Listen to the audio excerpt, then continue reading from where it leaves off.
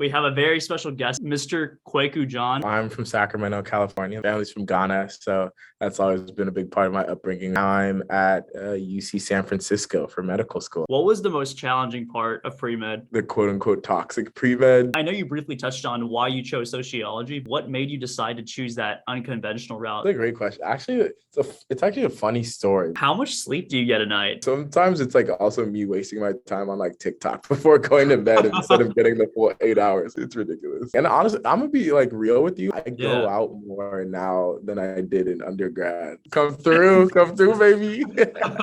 Max Mao and I, the terrific duo, come through. It's good vibes. Y'all got to listen to this pod. He's going crazy on this. He's got these amazing questions. We're just having fun out here, for real.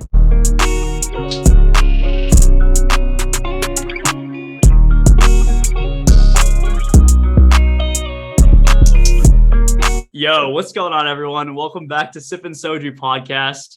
We have a very special guest today, my good friend from college, Mr. Kweku Djan. Welcome to podcast episode 14. Thank you, bro. I'm glad to be here. It's been a while, but I'm happy to be chatting. It's been like probably 2 years or so since we've caught up, right? Yeah, honestly, probably. Yeah. Thank goodness for social media. I feel like we've been following each other on Instagram and like hearting all the food we've each been eating. It's been a good vibe. Yeah, straight up. Yeah, it's good. I guess we had were you at graduation?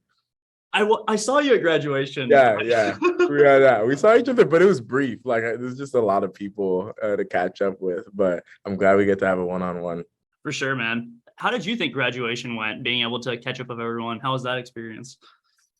Dude, it was good. I feel like the pandemic made me like way more antisocial. So I kind of like wasn't prepared at first, but it was good. Like once I got there, got to see like people I wanted to see, and like it was actually nice. Like I thought it was like, oh, I only wanted to see like these 3-5 people, but it was like actually really cool to see everyone. I think they did a pretty good job with it. What about you? What do you think? For sure. I think it was just weird interacting with people like in real life again. Definitely had to adjust a bit, but it was definitely awesome to see everyone and to see like everyone was doing well. So exactly. Yeah. So Kweku, man, I didn't really brief you up on much, but welcome to Sippin Soju. Basically, I'm gonna start firing off some rapid fire questions at you, and would love for the beautiful audience to get to know you a little more as I have. That sounds great. Awesome. So I guess like to start things off, Kweku, could you do like intros on like where you're from, where you went to college, and where you're at now? Yeah, for sure. So I'm from Sacramento, California, the great capital of California. My family's from Ghana, so that's always been a big part of my upbringing, which has been great.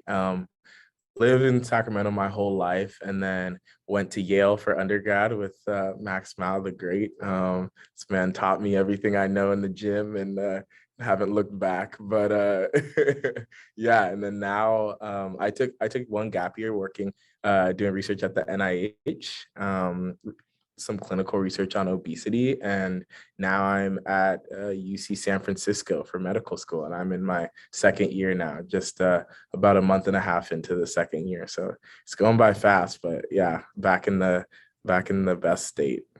For those of you who hadn't had the chance of knowing Kweku just loves Sacramento, and he loves Sacramento Kings despite their questionable record. But it's a love-hate. It's a love-hate at this point. They're testing my loyalty, but I gotta rep. For sure, man. It's kind of crazy that it's already been like almost 2.5 years or so since we've graduated, and yeah. I still remember when we first not only met each other like in Davenport, but also got our first lifting sessions in, and now you're like already your second year of medical school. Like time flies, man. Dude, it's insane. I mean, that was probably probably when we met and started lifting was probably 2016. And now, dude, 6 years. That's insane. It feels like yesterday. Yeah. For sure, man. One thing that definitely was so cool was not only you like wanting to pursue medicine, but also I guess like that's something that we never really talked about when in undergrad. Like I didn't know you were pre-med. I guess like Do you mind sharing a little bit more about what led you to that path? Yeah, we were too busy trying to maximize the gains. We barely even talked about pre-med, which seems like an obvious thing to talk about. But yeah, I think like I kind of like I at first kind of had the classic story of like, oh, I always wanted to be a doctor. I love working with people, want to help people and stuff like that. But I think it got a little bit more nuanced as I went along. And so like my family coming from Ghana, just kind of like knowing the things that like they luckily they've had great health, but I think coming from the environment they came from, obviously there's just less resources and there's a lot more things like malaria and other things that we don't even have to worry about here. And so just like hearing about their stories and their families and stuff like that. And then also just like learning through education, just like a lot of the like health disparities that there are internationally. I think I was like coming from the background I came from, like kind of had a passion for that. And obviously being someone who was more interested in math and science, it felt like a good match where, you know, my interests in kind of like bridging these gaps and stuff like that could dovetail with those interests in STEM. And so yeah, and then just like at Yale, we like that's the one great thing about Yale is that I was able to actually do like a sociology major. And so like I wasn't really a conventional pre-med, but I still took all those classes and stuff and was able to learn way more about like history in this country, especially African Americans, and kind of like what the health challenges are in that population. And so I think it like really helped me hone what my like passion was for medicine. And so yeah, so that's kind of like how I got into the field. And you know, I still kind of have those same passions and looking to try to make a difference, because there's just kind of like the healthcare system in this country, as you know, is fragmented, but I think there's a lot of good work that's still to be done. For sure, man. And really excited that you are helping with the cause, at least from like being a physician in that standpoint. Very curious, out of your like pre-med experience at Yale, what was the most challenging part of pre-med? That's a good question. Um, I think Yale is so funny, like being a pre-med, because I felt like most of my, for some reason, just like by chance, most of my friends were pre-med, but like how we became friends had nothing to do with pre-med. Like most of my roommates ended up being pre-med, but I think there's like the stereotype and there's like the stereotypical pre-med crowds just like way too intense, kind of like their whole personality is being pre-med, and then like the other pre-meds who we felt like were just kind of like more well-rounded. And I kind of always tried to steer away from the like the quote unquote toxic pre-med culture. Sure. And I think I was successful partly because I actually didn't take general chemistry until my sophomore year. So the cohort of my class who was pre-med, I was actually mostly with the class below me. So I think that kind of helped to like give me a little bit of a cushion. And then plus my major being non-STEM, I kind of like it was kind of like doing my own thing with pre-med, but I still had other like friends who were also pre-med, but kind of just like doing different stuff. So yeah, it was an interesting experience there, for sure. It sounds like you were the wise sage in many of your classes. Had to be, but I'm like, y'all are still smarter than me. Hey, for sure, man. No one was saying that whatsoever. I'm very curious.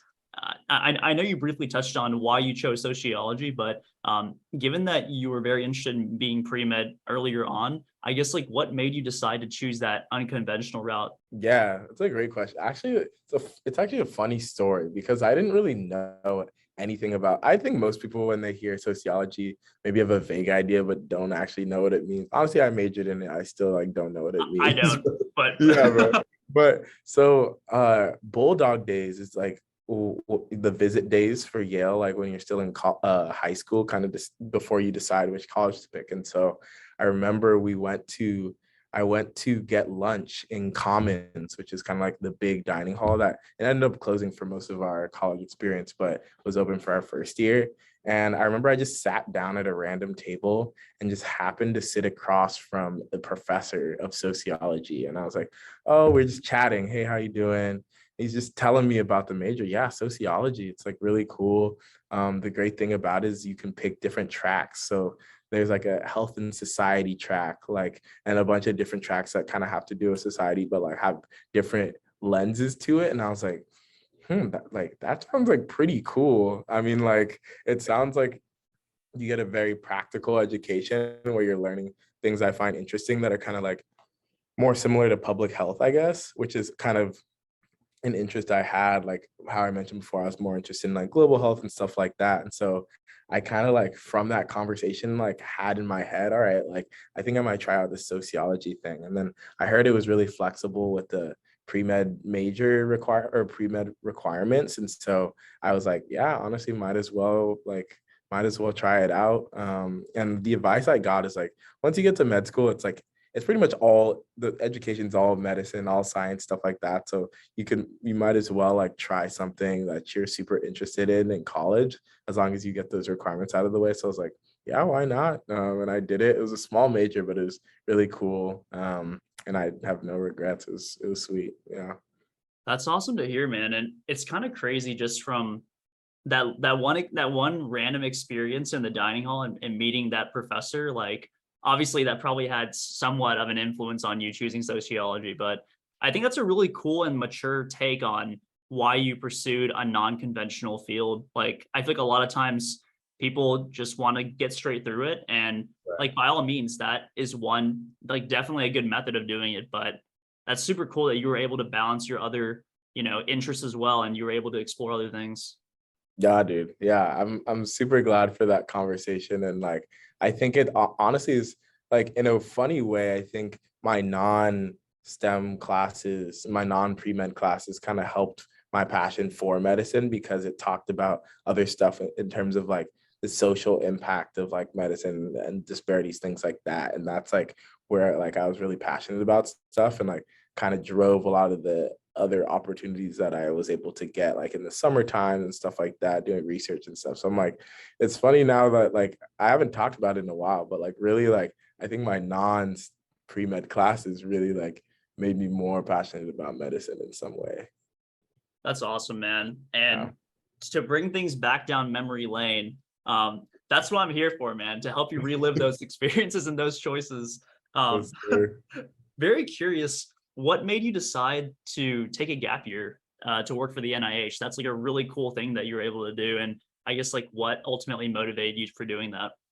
Yeah, that's a good question. I think there's like multiple answers to it. One is like, honestly, part of it was just like logistical of what I was mentioning before. I started a general chemistry, like a little late. And so like you kind of have to take general chemistry, then organic chemistry, and then biochemistry. So kind of for me, all the pre-med requirements were shifted a little bit to where I didn't feel like I could take the MCAT before like senior year. I ended up taking it my senior year in January, but I think because I started that a little later, just because for whatever reason, as a first year, I didn't know to take general chemistry. I think that pushed things back. And so the timeline like made it easier if I took a gap year.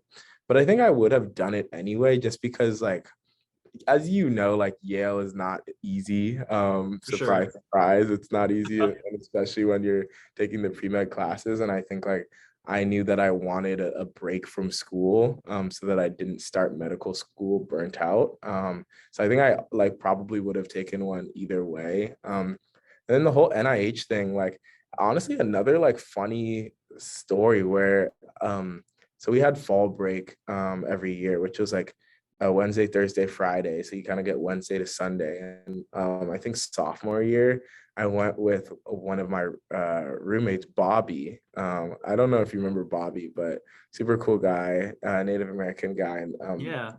spent some he spent some summers in DC actually, and he did like a summer high school program at the NIH, and so he was very familiar. And so I went and visited DC with him during fall break, and I remember like someone had mentioned this NIH program, and I was like, honestly, like DC I really like a lot. Like this is like 3-4 years before I ended up doing this, but I was like, honestly, like I feel like I'd be down to like end up doing a gap year, doing some research at the NIH. Like that could be kind of a cool opportunity. And the other part is that like I kind of had like planted the idea in the brains of my like best friends, like, yo, we all kind of want to take a gap year. Like, why don't we just be in the same city and like do it together, right? Yeah. So Kenneth, Selah, Cole, like I know you remember those goons, but like I like told Cole, I told Kenneth, like, yo, like maybe look into some like NIH researchers. Like, I think could be good for your career, could be cool for us to live together, like before we kind of all do our different things. And then Selah doing like environmental work was already interested in like DC because he's super interested in policy. So part of it was like the friends, that trip. And then there was a program that was like tailored to like people interested in like health disparities like me at the NIH that would help you get placed there. And I applied for that. And the funny thing is like this was all my idea, but Kenneth and Cole got their NIH positions before me. Selah got his position like a few weeks before me. And so I was like, yo, them three are gonna be there. Yeah, but I'm like, I don't even know if I'm gonna be there. Like then I remember the day that I got the like acceptance. It was like during COVID. And so Kenneth and Selah got to actually stay at my house for a while in Sacramento. And I remember I like told my whole family and they like, and Kenneth and Selah, and they all like mobbed me. And it was a good experience. So long way of saying that, like, yeah, it was kind of like planted in my brain a few years prior. And then like just having the friends, that was a priority for me during the gap year and kind of wanting to take a break from school. But yeah, it worked out really well. I had a good time at the NIH. It was a little different because part of it was with COVID, and so I was hybrid. Sometimes I'd go and sometimes I'd work from home. But overall, I'm really happy I got to spend the time there.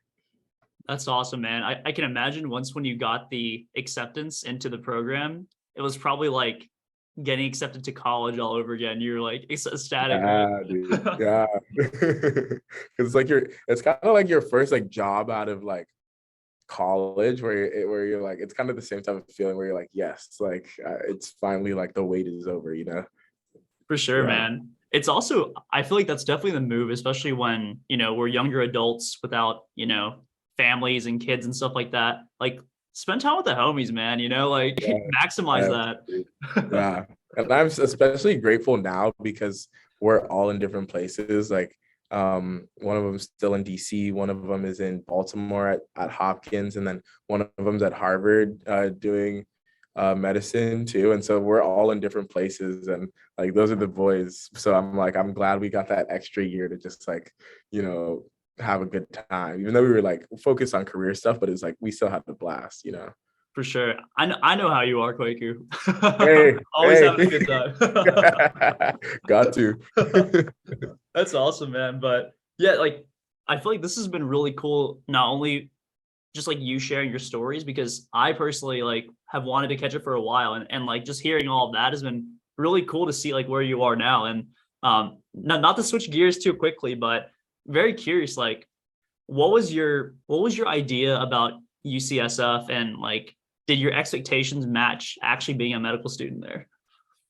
Yeah, that's a great question. That's a great question. I think like it's so like it sounds like I'm kind of like just saying this, but I like never really thought that I would have the opportunity to come here because it's such a like good school. And I kind of like, I think my mindset going into like the application process for med school was like, it's a competitive process. Like wherever it takes me, I'm happy to go. And so when I had the opportunity, I knew I wanted to come back to California, but I didn't take that for granted. And so when I had the chance to come here, I like didn't take it for granted at all. I was like, wow, this is like really amazing. I think in terms of my expectations, like I think one of the biggest things with UCSF is like it's the only school that is both like ranked top like 5, 6 or whatever it is in both specialty care. So, surgery, neurosurgery, like derm, stuff like that, and primary care. And I think that was something that was important to me because like I'm interested in primary care a lot, but I think it's good to have like those different diverse, like just to have opportunities to do what I want to end up doing. And like have that flexibility and know that the school I'm at excels in everything. So that was big. And I think that like still holds true. And I can see that here. Like there's opportunities and all those things. And then the other piece is that like since I'm like really invested in like community service, community engagement, like I know that like San Francisco, for better or for worse, like has its issues. Like there's a lot of inequity, there's a lot of homelessness, stuff like that. And I'm like, I want to train in a place where that has all that type of stuff. And I think that one has been twofold, where I think my expectation was met in the fact that like that stuff all is here, and there has been a lot of opportunities for me to like interface with that, work with like unhoused people and things like that.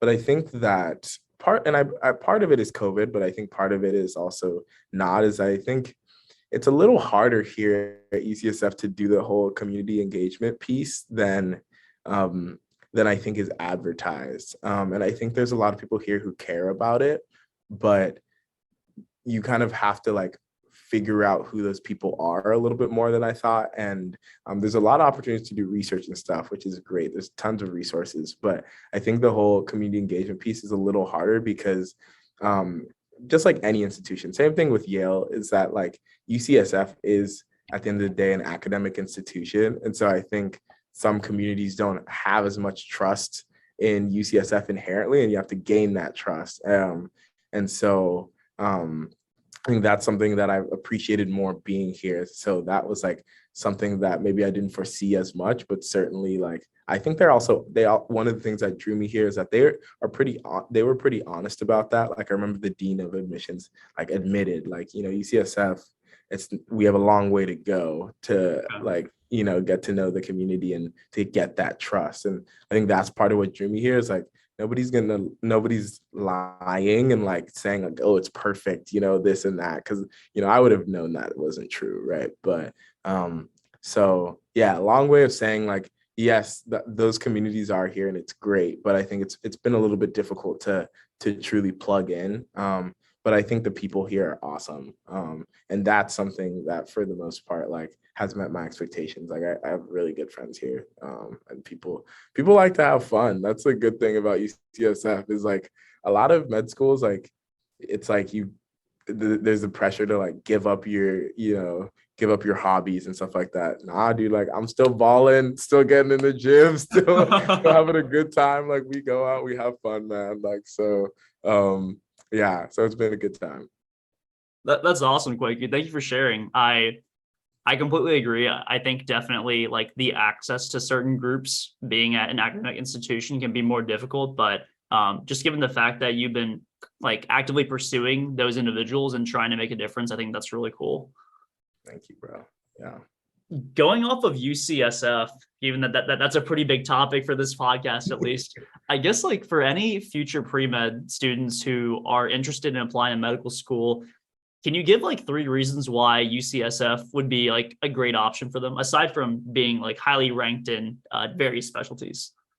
Yeah, of course. Let me give my little pitch. I think one is like what I was just saying, that like truly here you can have a work-life balance. And I think they prioritize that, where, you take your exams. Exams are, let's say, about once a month. And so obviously the week of an exam is a little more intense because you have that coming up and it's a lot of material, but that's medicine. It's the human body is incredibly complex. There's so many issues that come up with every organ, right?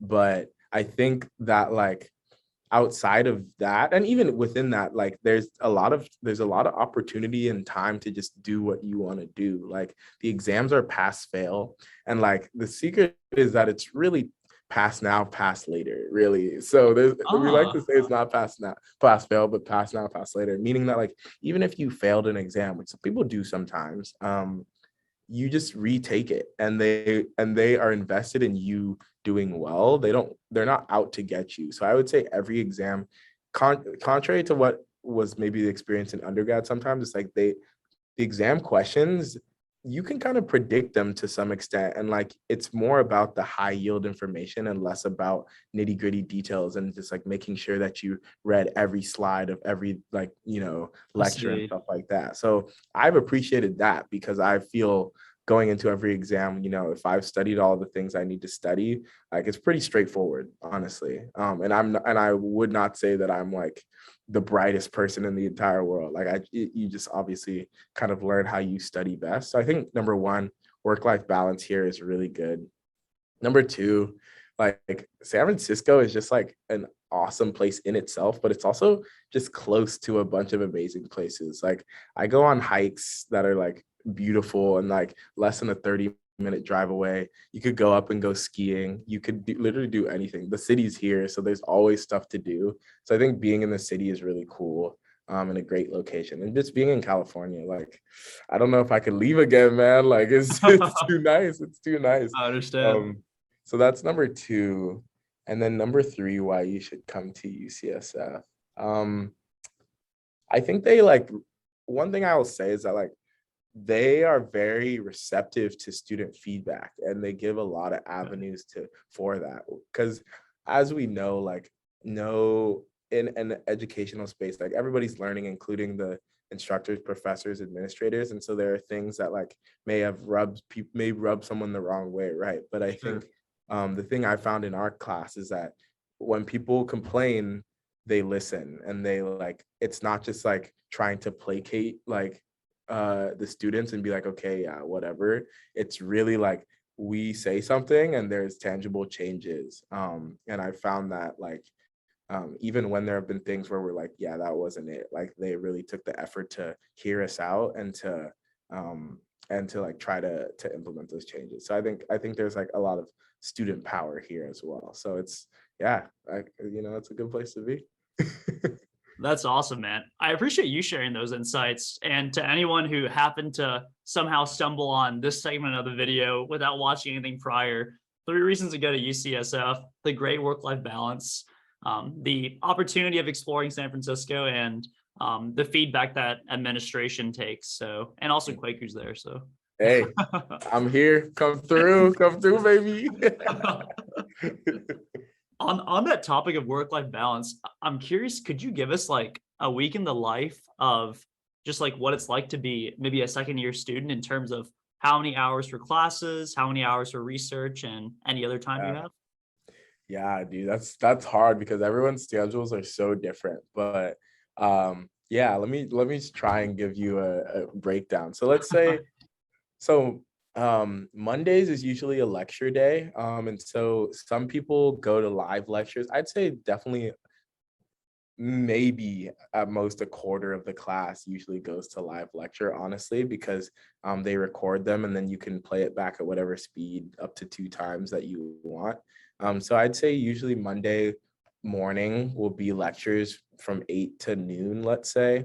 Um, and then in the afternoon, there might be, afternoon on Mondays is usually free, or like you might have like one or two other random classes. Um, and then Tuesday, so we have small group learning, which I think has been really helpful for me, because lecture, like I'm like, this is too much information, right? I think small group, they try to hone all the like high yield points, and you do it through like cases. So it's case-based learning. So you'll have like patient doctor, like Mr. S is a 32-year-old blah blah blah blah blah who has this and this. This is his past medical history, family history, all this. And then embedded in that, they'll give information and you kind of figure it out as a group and with the facilitator who's like an expert in that field. So usually like Tuesdays will be about 4 hours of small group, which like it can be tiring because if you try to stay engaged, but you kind of get used to it. And then let's say that like you usually get on average like 2 half-day afternoons free. And so let's say you could get like Monday and Tuesday afternoon free, or Tuesday and Wednesday afternoon, right? So let's say Tuesday and Wednesday mornings are full of small groups, and then Tuesday and Wednesday afternoons you'll get free.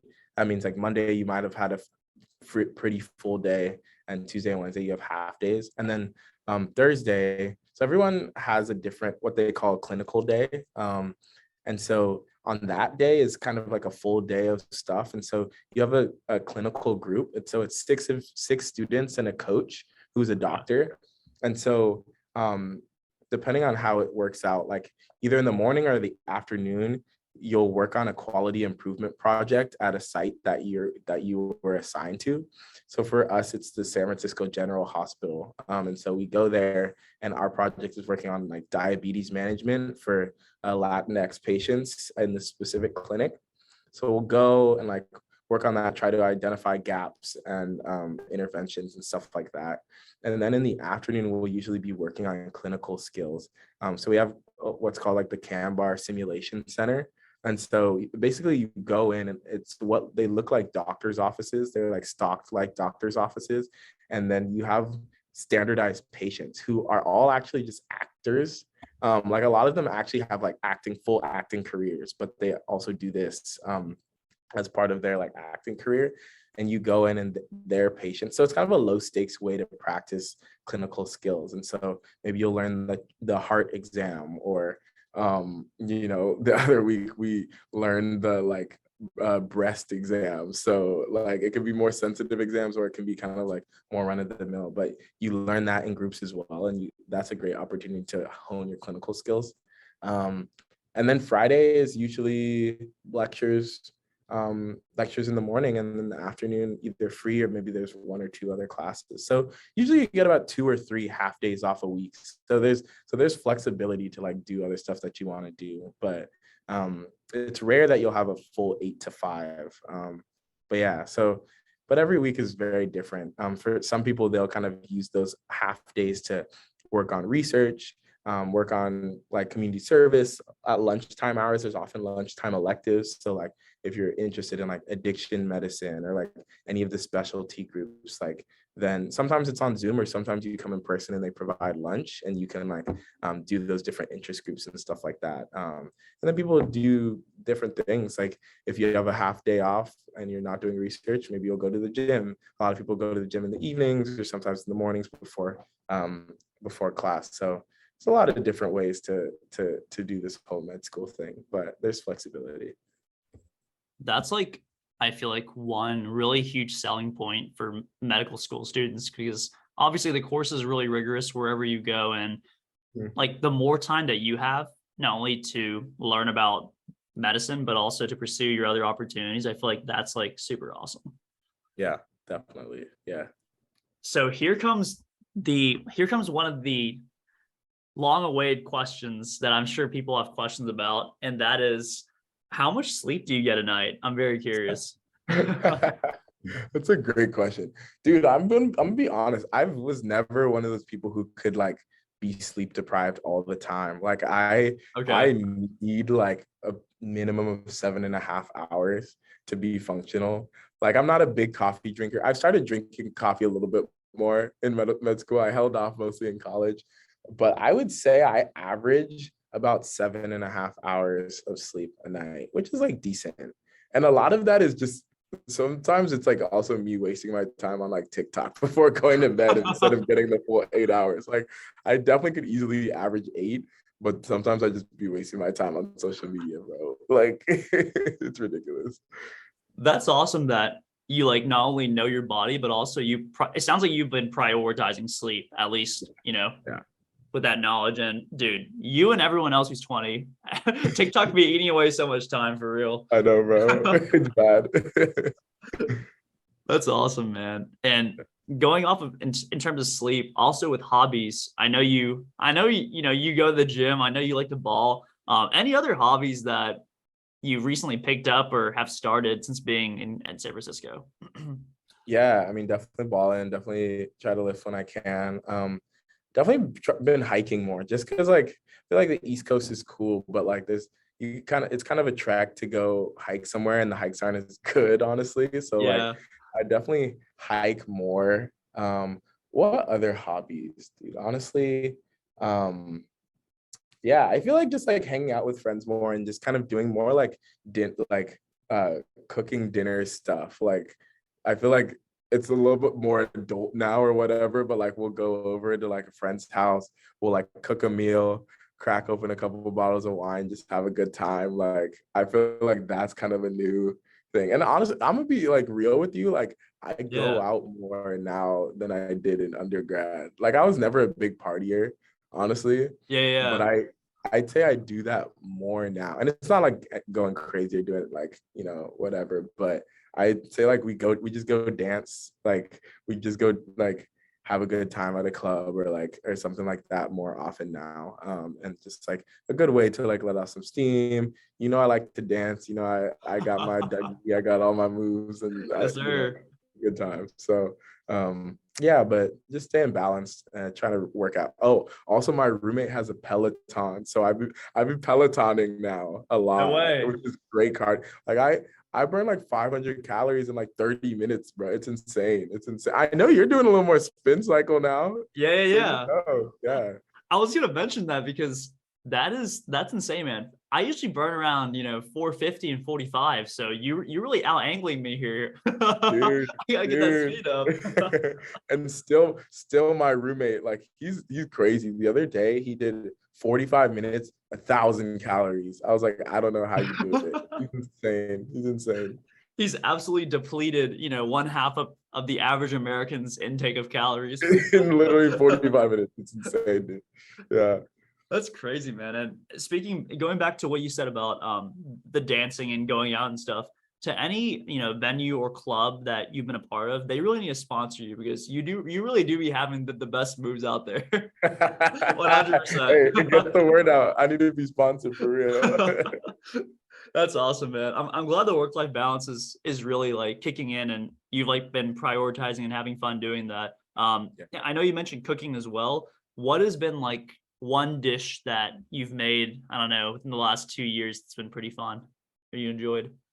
Dude, I'll go with what we made last night. So the roommates and I, so it was a funny story. So we go to Costco, like we love our chicken nuggets from Costco, the Just Bear chicken nuggets. So we Yeah. love those. We have an air fryer, so it's so easy to make, so much protein.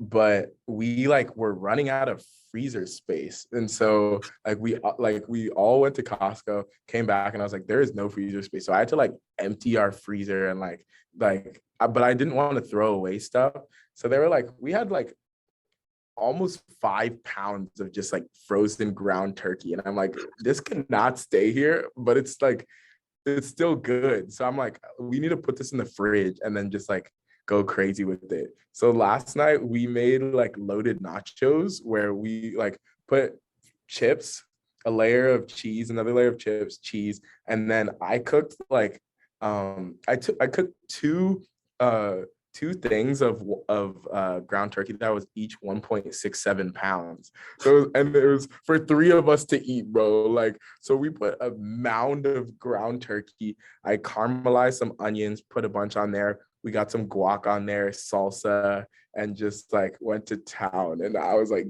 dead after. It was full food coma, but it was so good. Got the salsa on there. It was insane. So that was pretty fun. That's hilarious, man. Please tell me that you hit the Peloton after. Dude, I need to. I'm about to go ball after this. I need to burn some of those calories off. That's awesome, man. I'm surprised with the amount of tryptophan you ate. Like you didn't just pass out. I know, man. It's dangerous levels for real. But yeah, no. Thanks for sharing that, Kweku. Honestly, cooking's been one thing, at least during, the pandemic times, something that I picked up a lot more. Obviously at Yale, we didn't really have a kitchen because I Yeah. lived on campus. So that wasn't really in the books, but definitely trying to eat healthy. And I've been doing a lot of ground turkey myself. Not 3.5 pounds for one serving, but Yeah. No, we definitely couldn't eat it all. We had to put some more, put it back in the fridge. But yeah, the ground turkey is a move. Bro, I'm not sure if you can hear me right now, but your profile picture is awesome, bro. Thank you, bro. I was at my house in Sac. That was a couple of years ago, honestly.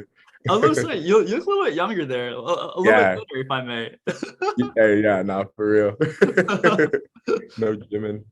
Awesome, man. Well, I know you have a lot going on this evening as well. So really the next couple of questions are more so rapid fire. I didn't prepare you whatsoever. So whatever comes straight to mind, if that sounds good. Okay, bet. What have you been most proud of? What is your proudest accomplishment? Oh, that's a good one. I think one of the things I'm most proud of is I think like uh in high school, so I was a swimmer, and I like they like trusted me enough to make me like team captain and stuff like that. But I think just like kind of fostering the people behind me and like kind of trying to instill sort of the things that I like subscribe to in terms of just like working hard, being dedicated, and like pursuing the things you want to pursue. Like I've gotten good feedback from them as they've grown up into adults themselves that like, you know, that like I was able to inspire that. And like I think that's like you've lived a good life if you could help another life and help somebody, help motivate somebody and give wisdom. So I think that's probably one of the things I'm most proud of. Love that. Hate to be a negative Nancy, but on the flip side, do you have a biggest regret? Oh, biggest regret. That's a big one. Oh, um, I think my biggest regret, which is not even my fault, is that my parents didn't teach me their native language. Like growing up, they only spoke it when they were pissed at me. And so like only when they didn't want me to understand it. And then I also would say like I wish that I had continued with Spanish so that I was bilingual. So right now I'm just an English speaker, but I could have had three languages under my belt. I totally feel that, man. And actually recently I think my family's been wanting to maybe take a trip to Japan within the next year. So I've been picking up Duolingo and just like trying to learn Yeah, Japanese for no sure. reason. Yeah. Get that grind. Yeah, for real. Sure. In terms of future goals, what is your goal within the next year? Wow, within the next year. That's a great question. I think since we're going to be starting on the wards, I think I really just want to be in a learning mindset and kind of learn how to do the doctoring part of this. I think we've learned a lot about like what is this mechanism, what's the science behind it, but I want to get really good at caring for patients and figuring out like what my personality can be and persona can be as a physician. So I think just like learning clinical skills and learning how to be like an effective communicator and just like and also just like trying not to be too hard on myself because I think the rotations can really be kind of demoralizing. And I'm like, I need to keep balance. I need to keep working out and all that stuff. So just trying to keep a balance as I go into a new phase of my training. Awesome. And what about in terms of 5 years? 5 years, bro. I mean, get that MD for sure, for Yeah, sure. yeah. I might get a master's of public health as well, but to be determined on that one. And yeah, start residency, man. Like we got to start making some money at some point. They're just taken from us. For sure, man. I feel that. And then as if 1 year cannot come soon enough, what about 10 years? 10 years, dude. Yeah, I mean, just like I think at that point it's yes, it's career, like establishing a good career and like trying to make an impact on the community, but obviously then you start thinking about family and stuff and like making that legacy. So gotta find me a wifey, you know. We'll see about kids. I definitely want to have some kids. We'll see. I'll be 33 at that point, bro. 34. Like, yeah, start a family, man, and like just start to nurture that part of my life for sure. That's a perfect segue to my next question. The lovely viewers who are females are wondering, what's the relationship status? What's going on there, Kweku? Oh my gosh. I am indeed single. So if you watch this, no, I'm playing, but yeah, I'm single, man. Hey, I'm throwing Quaker's Instagram and his contact information down in the description. Y'all hit him Hey, follow me, Quagnus 5000, bro. Don't hit on the name, but hit with that follow. up. Thank you so much for being a great sport, Kweku. My last question for you is, for anyone who's happened to stumble upon this last part of the podcast, do you have any like quote that really just like keeps motivating you forward or any motivational advice? Any final remarks? The floor is yours. Yeah, yeah. Final remarks. Maybe not a quote. I think just like, yeah, it's a great question. For me, like the advice I try to live by is like we feel best, like as human beings, we feel best when we're like helping other people or focused on other people. And I think we live in a society where obviously, self-care, those things are super important, making sure you're taking care of in your health. That's number one. But I think as much as we can look out for the next person, as much as we can think about our life, not just in the context of ourselves, but how we can like help the next person. And even in just kind of day-to-day interactions is we're going to live a happier life. So that's my advice. Think about the next person, wake up every morning, be grateful for your life. And yeah, we'll just keep it wholesome. Dude, clickbait.